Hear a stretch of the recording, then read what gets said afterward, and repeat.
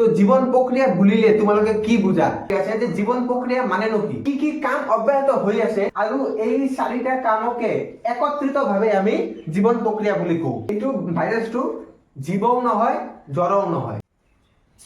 তো নমস্কাৰ বন্ধু বান্ধৱীসকল, তোমালোকক স্বাগতম জনাইছো আমাৰ YouTube channel wizard of Assam বৰ্ডলৈ। তো উইজাৰ্ড অফ আছাম বৰ্ডৰ এইটো মোৰ প্ৰথমটো ভিডিঅ' হয় আৰু মই তোমালোকক জীৱন প্ৰক্ৰিয়াৰ নামৰ চেপ্টাৰটো কৰাম। তো মই চেপ্টাৰটো ওৱান শ্বৰ্টৰ যোগেদি নকৰাও, মই তোমালোকক চেপ্টাৰটো পাৰ্ট কৰিহে দিম। তো আজি তোমালোকক জাষ্ট মই বেসিক জ্ঞানখিনিহে জীৱন প্ৰক্ৰিয়াত তোমালোকক দিম। হল, তো ইমান কথা নকৈ ডাইৰেক্ট আমি চেপ্টাৰটো ষ্টাৰ্ট কৰোঁ। তো প্ৰথমতে যদি আমি জীৱন প্ৰক্ৰিয়া বুলি কওঁ, তো জীৱন প্ৰক্ৰিয়া বুলিলে তোমালোকে কি বুজা? তো যেহেতু চেপ্টাৰটোৰ নামেই হ'ল জীৱন প্ৰক্ৰিয়া, তো আমি চেপ্টাৰটোৰ নামৰ পৰাই আমি আগুৱাই যাওঁ। তো যেহেতু চেপ্টাৰটোৰ নাম জীৱন প্ৰক্ৰিয়া, তো তোমালোকৰ মনত এটা প্ৰশ্ন আহি আছে যে জীৱন প্ৰক্ৰিয়া মানেনো কি?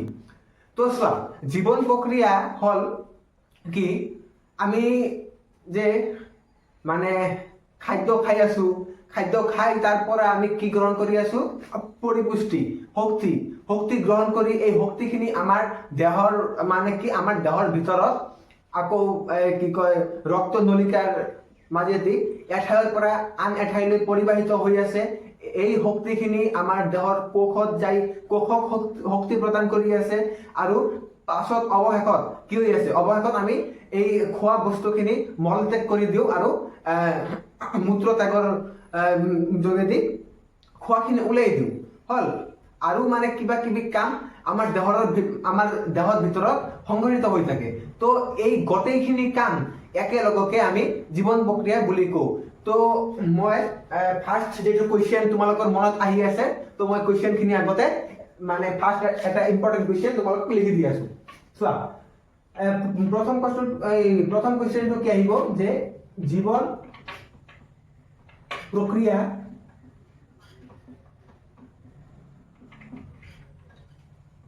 মানে নো কি?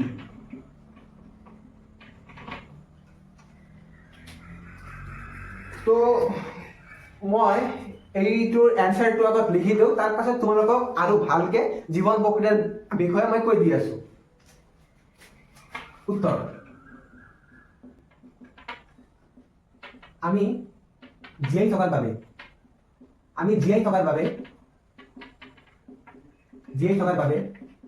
জীৱৰ কাম অব্যাহত কৰি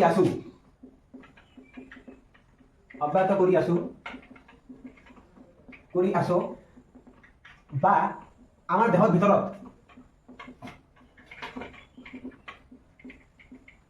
ভিতৰত কামখিনি হৈ আছে।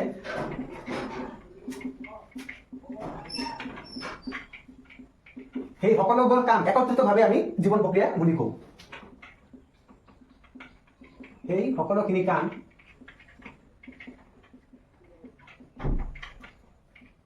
একত্ৰিতভাৱে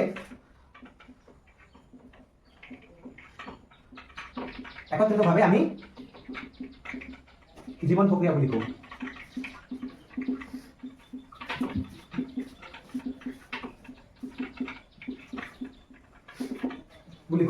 এতিয়া চোৱা, আমি যে কলো যে আমাৰ দেহৰ ভিতৰত মানে জীৱৰ কাম অব্যাহত কৰি আছো বা অব্যাহত হৈ আছে। তো এতিয়া আমি কি কি কাম অব্যাহত হৈ আছে সেই কামখিনি অলপমান কৈ লওঁ। আমাৰ দেহৰ ভিতৰত কি কি কাম হৈ আছে? আমাৰ দেহৰ ভিতৰত চাৰিটা কাম হৈ আছে। এই চাৰিটা কামৰ অবিহনে আমাৰ দেহাখন চলি নাথাকে, বা এই চাৰিটা কাম যদি একত্ৰিতভাৱে চলি নাথাকে তেনেহলে মানুহটো জীয়াই নাথাকে, মানুহটোক মৃত বুলি আমি ঘোষণা কৰি দিম। তো কি কি কাম হৈ থাকে? এক নম্বৰ হ'ল পৰিপুষ্টি।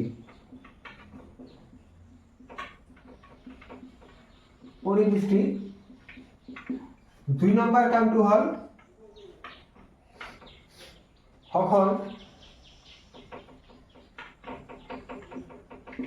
3 নম্বৰ কামটো হ'ল পৰিবহন।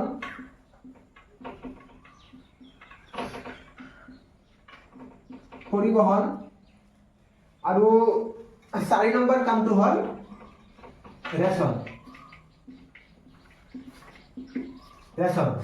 তো বন্ধু বান্ধৱীসকল, এই 4টা কাম একেলগে আমাৰ দেহটোৰ ভিতৰত হৈ আছে হ'ল জীৱন প্ৰক্ৰিয়া। মানে কি ক্লিয়াৰ, মানে মই যে তোমালোকক ক'লো যে আমি জীয়াই থকাৰ বাবে জীৱৰ কাম কৰিব লাগে, মানে জীৱন প্ৰক্ৰিয়াৰ ভিতৰত কি হৈ আছে আমাৰ দেহাত, মানে যেনে ধৰণে মানে পৰিপুষ্টিবিলাক আহি আছে, পৰিপুষ্টিবিলাক মানে আমাৰ দেহৰ ভিতৰত পৰিবহন হৈ আছে বা ওলাই আছে, সেইবোৰ একত্ৰিতভাৱে জীৱন প্ৰক্ৰিয়া বুলি কওঁ। আকৌ এইটো নহয় যে আমি জীয়াই থকাৰ বাবে মানে কাম কৰিব লাগে, কাম কৰি টকা পইচা ইনকাম কৰিব লাগে, ইনকাম কৰি বেংকত টকা পইচা থলো, বেংকৰ পৰা টকা পইচা আনিলো, এইবিলাক জীৱন প্ৰক্ৰিয়া নহয় হ'ল। তো জীৱন প্ৰক্ৰিয়াটো হ'ল এইটো। মানে মই আৰু এবাৰ কি কৈছো যে আমি জীয়াই থকাৰ বাবে জীৱৰ কাম অব্যাহত কৰি আছো বা আমাৰ দেহৰ ভিতৰত কামখিনি হৈ আছে, সেই সকলোখিনি কাম একত্ৰিতভাৱে জীৱন প্ৰক্ৰিয়া বুলি কওঁ। আৰু এই কামবোৰ কি কি? পৰিপুষ্টি, শ্বসন, পৰিবহন আৰু ৰেচন। তো আমি এই জীৱন প্ৰক্ৰিয়া নামৰ পাঠটোত এই 4টাৰ বিষয়ে ভালকে অধ্যয়ন কৰিম। তো এইখিনি মই মুছি দিওঁ।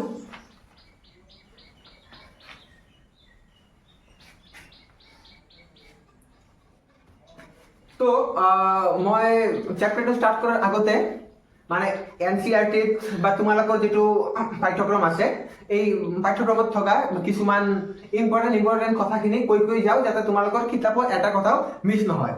হা, তো আমাৰ কিতাপত কি কোৱা আছে? বৃদ্ধি বা অন্য কিবা কাৰণে চলন ক্ৰিয়া সমাধান কৰাটো জীৱৰ এটা উমৈহতীয়া বৈশিষ্ট্য হয়। মানে আমি যে জীৱৰতো এটা বৈশিষ্ট্য থাকিব লাগিব না, যে আমি এই কামখিনি কৰি আছো কাৰণে আমি জীৱ। বা যাই জ্বৰবিলাক কি, যাৰ মানে জীৱ নাই, তেওঁলোকে চলা ফিৰা কৰিব নোৱাৰে বা খাদ্য খাব নোৱাৰে, তেওঁলোকৰ শক্তি পুষ্টি তেওঁলোকৰ দেহত পৰিবাহিত নহয় হ'ল।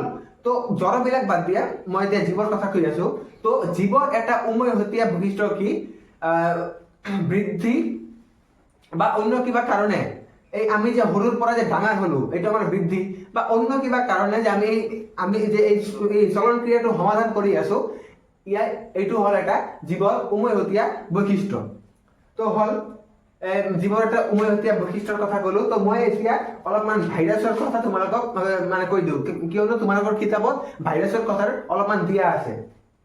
তো চোৱা, ভাইৰাছ।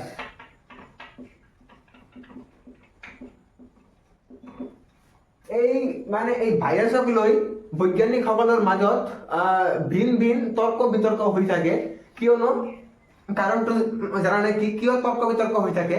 এই ভাইৰাছ এনে একটা প্ৰাণী বা অপ্ৰাণী, এইটো ভাইৰাছটো জীৱও নহয়, জ্বৰও নহয়। গম পাইছা? এই ভাইৰাছটো জীৱও নহয়, জ্বৰও নহয়। তাৰ মানে তোমালোকৰ প্ৰশ্ন হৈ আছে, তেনেহ'লে ভাইৰাছটো কি?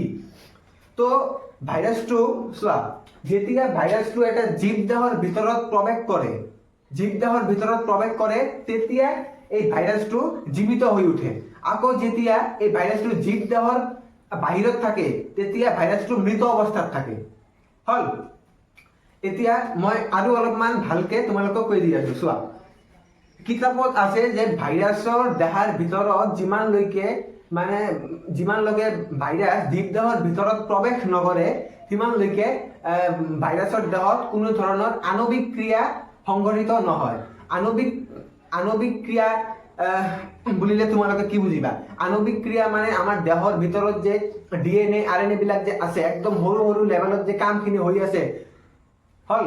এই আণৱিক ক্ৰিয়াবিলাক যেতিয়ালৈকে জীৱ দেহৰ ভিতৰত প্ৰৱেশ নকৰে, তিমানলৈকে এই ভাইৰাছ জীৱিত নহয়। কিয়নো জীৱ দেহৰ ভিতৰত প্ৰৱেশ নকৰালৈকে ভাইৰাছৰ দেহাৰ ভিতৰত কোনো ধৰণৰ আণৱিক ক্ৰিয়া সংঘটিত নহয়। আৰু তো মই এতিয়া লিখি দিওঁ, চোৱা, ইয়াৰ পৰা এটা শৰ্ট কুৱেশ্যন আহিব পাৰে যে ভাইৰাছ এটা জীৱও নহয়, জ্বৰো নহয়। জ্বৰো মানে কি? নিৰ্জীৱ। নিৰ্জীব, যাৰ জীব নাই। জড় নহয়, জড় নহয়। ভাইৰাস এটাই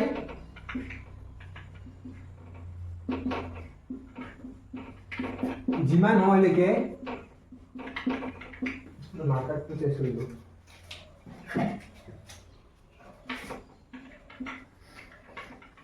যিমান সময়লৈকে জীবদেহৰ ভিতৰত প্ৰৱেশ নকৰে,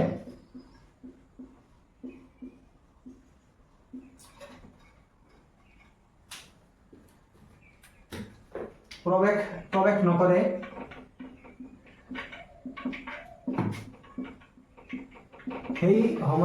সেই সময়খিনিৰ বাবে মৃত। আৰু যেতিয়া জীবদেহৰ ভিতৰত প্ৰৱেশ কৰে,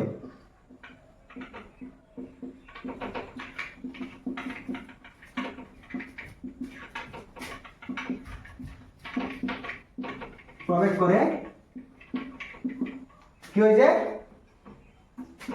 ভাইৰাস জীবিত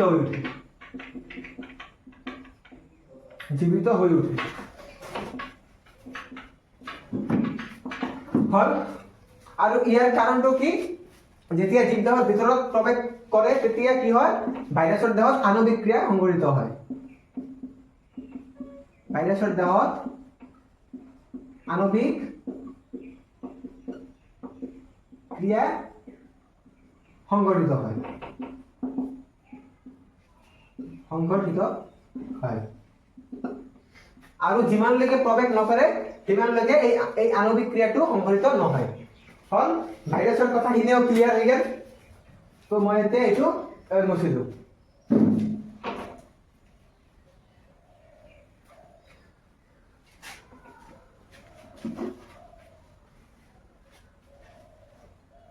তো মই ভাইৰাছৰ কথাখিনি তোমালোকক ক'লো। এতিয়া মই জীৱন প্ৰক্ৰিয়াৰ যি 4টা প্ৰক্ৰিয়া আছিল, পৰিপুষ্টি, শ্বসন, পৰিবহন আৰু ৰেচন, তাৰে প্ৰথমটো কি কয় পৰিপুষ্টিৰ পৰা ষ্টাৰ্ট কৰিম।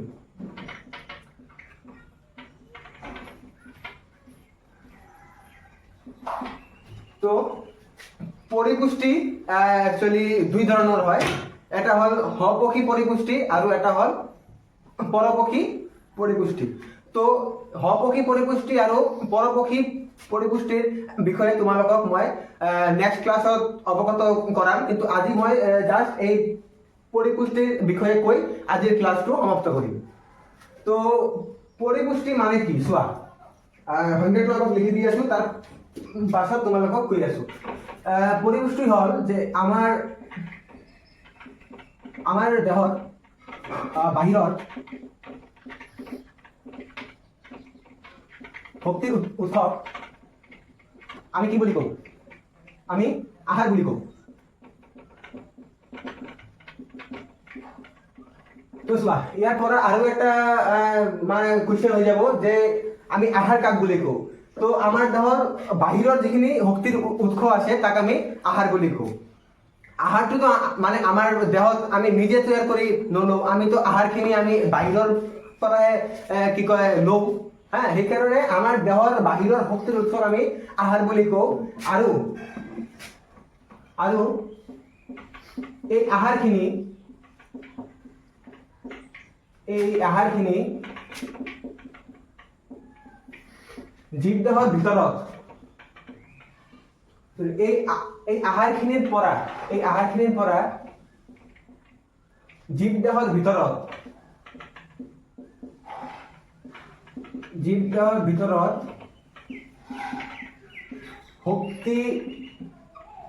শক্তি শোষণ আৰু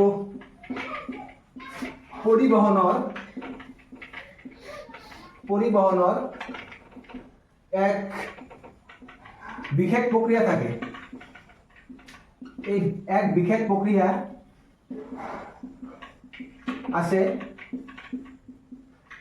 এই বিশেষ প্ৰক্ৰিয়াটোকে আমি কি বুলি কওঁ পৰিপুষ্টি এই বিশেষ প্ৰক্ৰিয়াটোকে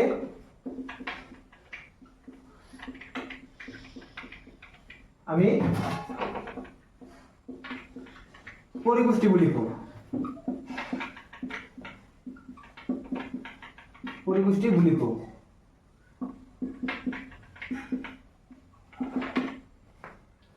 তো পৰিপুষ্টি মানে কি আৰু এবাৰ কৈ দিওঁ চোৱা আমাৰ দেহৰ বাহিৰৰ শক্তিৰ উৎসক আমি আহাৰ বুলি কওঁ আৰু এই আহাৰখিনিৰ পৰা আমাৰ দেহৰ যে আমি যে আহাৰখিনি গ্ৰহণ কৰোঁ আহাৰখিনি গ্ৰহণ কৰাৰ পাছত আমাৰ দেহৰ ভিতৰত মানে এনে এটা চিষ্টেম আছে যে এই আহাৰখিনিৰ পৰা শক্তি শোষণ কৰি লয় মানে শক্তিখিনি এবজৰ্ব কৰি লয় আৰু এই এবজৰ্ব কৰা শক্তিখিনি আমাৰ দেহৰ ভিতৰত যিমানখিনি অংগ আছে এই অংগখিনি কি কৰি দিয়ে পৰিবহন কৰি দিয়ে আৰু এই যে শোষণৰ পৰা পৰিবহন আহাৰ আমি খালো আহাৰখিনিৰ পৰা শক্তিৰ শোষণ হ'ল শক্তি শোষণ হৈ শক্তিখিনিৰ কি হৈছে আমাৰ গোটেই দেহৰ ভিতৰত পৰিবহন হৈ গ'ল আৰু এই প্ৰক্ৰিয়াটোকে আমি পৰিপুষ্টি বুলি কওঁ তো আশা কৰিছোঁ যে এই পৰিপুষ্টি কি এইটো তোমালোকৰ ক্লিয়াৰ হৈ গৈছে তো এই পৰিপুষ্টিটো দুই ধৰণৰ এটা হ'ল স্বপক্ষী পৰিপুষ্টি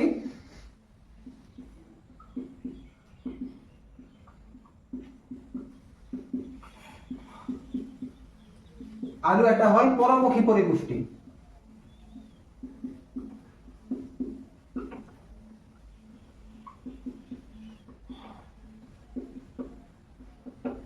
তো আজি মই যে সেইখিনি ক'লো পৰিপুষ্টিলৈকে ক'লো আৰু স্বপক্ষী পৰিপুষ্টি আৰু পৰপক্ষী পৰিপুষ্টি এই পৰিপুষ্টিৰ দুটা ভাগ হ'ল তো মই নেক্সট ক্লাছত এই স্বপক্ষী পৰিপুষ্টি আৰু নেক্সট ক্লাছত মই স্বপক্ষী পৰিপুষ্টিৰ কথাখিনি ক'ম তাৰ পাছত চেপ্টাৰটো মই আগুৱাই লৈ যাম তো আজিৰ কাৰণে এইখিনি ধন্যবাদ